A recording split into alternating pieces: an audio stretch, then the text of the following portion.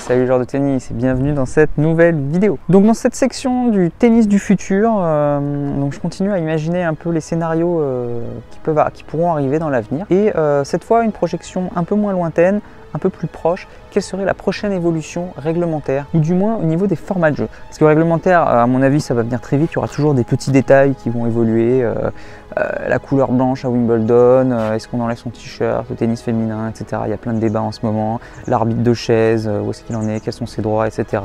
Donc voilà, il y a plein de petites évolutions qui vont être en continu, voilà, mais c'est des évolutions mineures. Donc moi je parle d'une évolution majeure, donc quelle va être la prochaine? Donc je fais une proposition et j'imagine que la prochaine va être tout simplement le changement de format de jeu et notamment passer de 6 jeux à 3 jeux ou 4 jeux. Donc il y a déjà un test qui a été fait il y a 2 ans au niveau du Master Jeune où ils avaient mis en place ce format de jeu justement au cadre de ce Masters.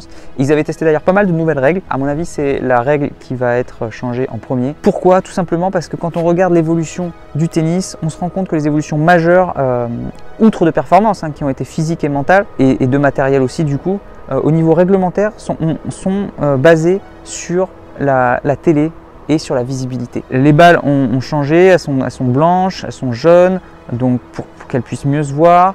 Voilà, il y a des règles de balles. Après, la surface a été ralentie parce qu'à une époque, il n'y avait que des aces, donc on a ralenti les surfaces. Tout ça pour augmenter le temps de jeu parce que les gens en avaient marre de voir que des aces. Bon bref, alors qu'avant il y avait beaucoup de styles de jeu différents, il y avait des serveurs volleyeurs, il y avait des joueurs de fond de cours, etc. De nos jours, on va vers une globalisation, une conformité, je sais pas si ça se dit, du style de jeu où on va vers un profil à la Djokovic, à la Murray, c'est-à-dire des joueurs fond de cours, contreurs. Du coup, les attaquants sont entre guillemets en baisse comme les défenseurs, donc on va vers des personnes très physiques qui courent partout et qui contrent, qui sont capables de tenir un grand nombre de fois la balle, à faire des échanges de mutants, fond de cours, latéralement. Bien sûr, qui savent tout faire, qui savent bien servir, qui savent bien voleyer, etc.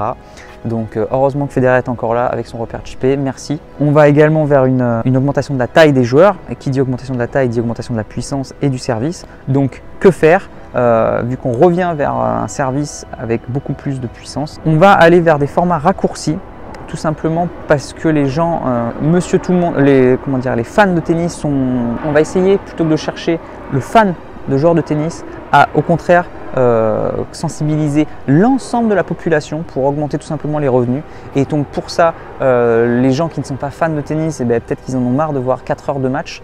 Donc si c'est Djoko Nadal, c'est génial, mais si c'est un match lambda où il ne se passe rien, c'est pas forcément génial pour le spectateur. Donc raccourcir tout simplement les formats de jeu pour que les matchs durent moins longtemps. Donc je pense qu'on va aller vers des formats de jeu de 3 ou 4 jeux. Et voilà, pourquoi pas 3 sets gagnants, même sur les petits tournois, et 5 sets gagnants pour les tournois du Grand Chelem, pourquoi pas.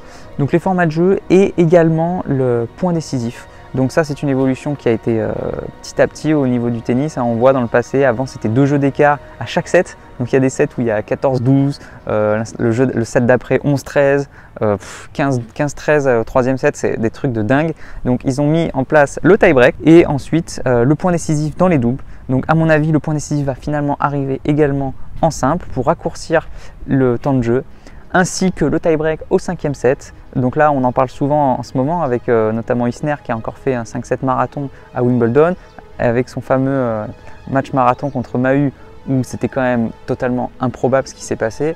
Mais bon, même si ça a peu de chances de se reproduire, je pense que le tie-break va finir par arriver au 5e set. Donc voilà pour moi les évolutions majeures.